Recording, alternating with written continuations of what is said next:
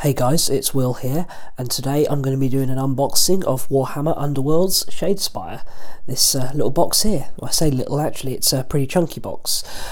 So this is a game that Games Workshop have brought out, set in the Age of Sigmar, specifically in the city of Shadespire, in the Realm of Death.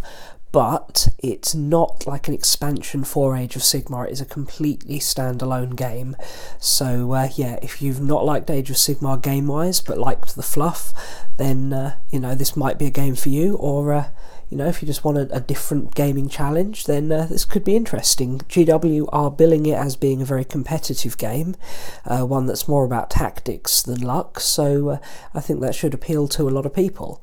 Anyway, let's get this open and see what we've got in here. So I have already opened this up once just to remove some of the shrink wrap, make it easier. So to start with, you've got a lot of tokens. So these are like objective markers, wound markers, glory points, various things to mark out various in-game effects, and all this is pretty decent quality card.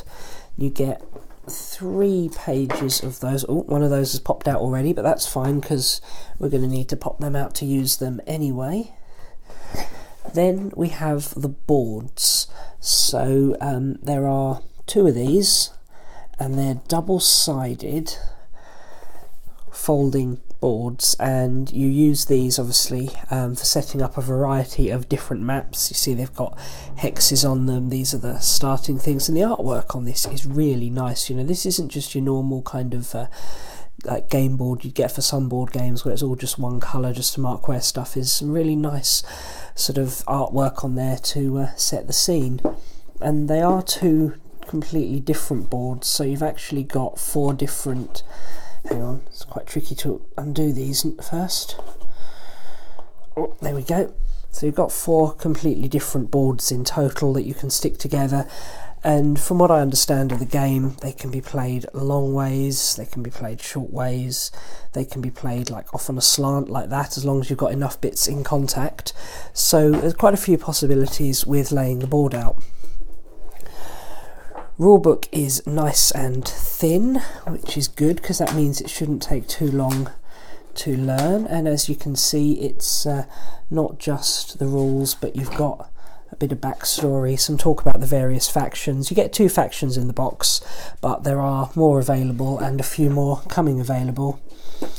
A little bit of talk about the various pieces, how the game works, and then a bit of a glossary at the end there, so shouldn't be too thick a read. I mean, what we're talking, 31 pages including the lore, so that should not take anyone too long to learn compared to, say, the 500-page rulebooks GW do sometimes produce. This is just a quick reference sheet by the looks of it, which is or like a quick start sheet for the basics of the game straight away, and then sort of a double-sided A4 card on how to actually assemble the models. So you've got the Khorne Bloodbound on one side and the Stormcast on the other, and this is very similar to what we got in the Necromunda box actually, where you had these same 2 factions, sorry, not 2 factions, you know, these same type of sheets for the various models in there, so that's cool. Now I'm going to take a look at the models themselves. So as you can see, they are colour-coded. So to play this and have it look cool and easy to identify who's who, you wouldn't actually have to paint this up, which is great if you want to just get it out and get it on the table quickly, or if you know you're new to the whole concept of this and you know, might be a little apprehensive of painting them. But the models have, if we can just zoom in on this guy here, the same sort of level as detail as you'd expect from the full GW range. They're very nice models. Got these scenic bases here, lots of cool design on the weapons, and every model is unique. So there's 5 completely different guys here. This guy I think is meant to be the leader, the one with a beard, and some of the cuts are a little bit weird. So this one you've got kind of like half his torso, both arms and a leg, but then you know, the rest of the body is over here, including the loincloth, but I think that's just the way the computer-aided design makes it out. So they are monopose, and you can see from this guy they are designed to push fit, although from what I've heard it's still better to glue them, and I would certainly be intending to glue these. So they are, you know, they're full Citadel miniatures. They're not kind of like little placeholder models. They're, you know, full models that you can do some decent stuff with. Same sort of thing on the Stormcast. You've only got 3 of these guys, but they're much larger and much more elite. Got the nice bases there. Got the shield. And this, I think, is just the weirdest cut I've ever seen. You've got the guy's lower legs, bit of sort of his backside, and then his head with this long bit in between. I'm sure it looks perfectly fine once it's put together, but seeing it on the sprue like that just looks weird. But yeah, nice flowing capes, you know, all the detail you'd expect from Games Workshop. Very nice models, and very much looking forward to painting those up. The dice for Shadespire, different to other dice. They're not regular d6s, they're kind of attack and defend dice. So when you're attacking, you're looking for either the hammer symbol or the sword symbol, depending on your character. I think there's 2 hammers, yeah, 2 hammers on each of these, and 1 sword. So obviously guys with hammers are more likely to succeed, and then you've got criticals, you've got these like dodge dice, you've got dodge or shield, and then this symbol, which is comes into play if your character's got a supporting model. And let's see if I can find the one. This one, which comes into play if you've got a double supporting model, and you've got 3 of each in there. So that's all good. And then the cards. Now the cards are one of the big things in Shadespire. It's not just about the models and the models having rules, but you get these little card packs. So I'm going to leave that because that's the extra cards. This is the pack for the Stormcast Liberators. So we just remove the sleeve from that.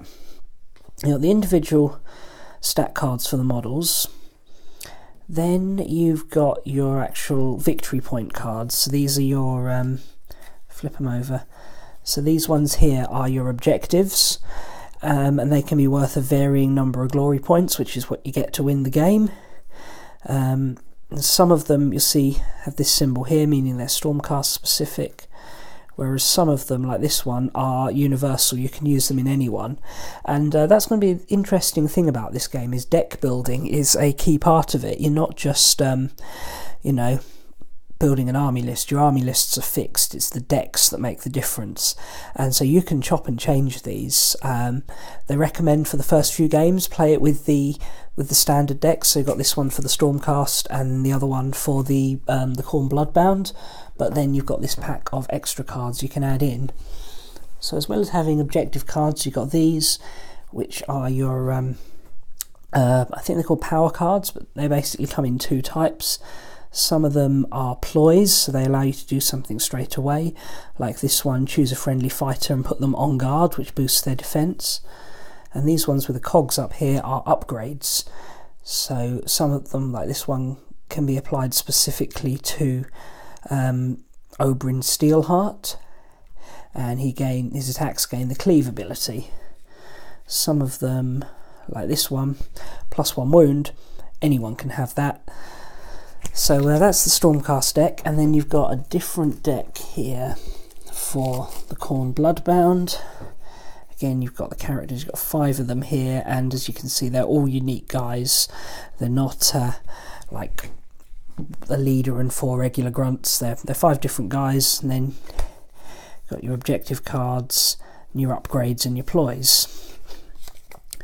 And you've got these, which obviously don't have any character cards in them, the extra ones, but you've got some of these Stormcast specific, some of them are Khorne specific, and you've got plenty of basic ones here. So we've got upgrades, we've got objective cards, you've got the full kit. So that's going to be a fun way to keep the game fresh, having you know, you can have the same models but build a quite different deck, which will give you different objectives, different ways to play your army. Finally, in the bottom here, these little baggies, which are actually going to be really helpful for keeping your decks in. So you know, as you play the game, build up your collection, collect other factions, more cards. You can keep all the cards together in there. So I'm really looking forward to giving this a go. I've had one game of it so far, and I was pleasantly surprised actually, hence I actually picked up a set for myself. So yeah, you can definitely expect to see some of this on the channel. I think as a game it might support a different type of bat rep where we actually film the whole thing with all the dice rolls and movement rather than just you know, the end of the game or the end of the turn, this is what happens sort of thing. So yeah, stay tuned. I should hopefully have that up soon. Anyway, thanks a lot for watching, and I'll see you guys again soon. Bye.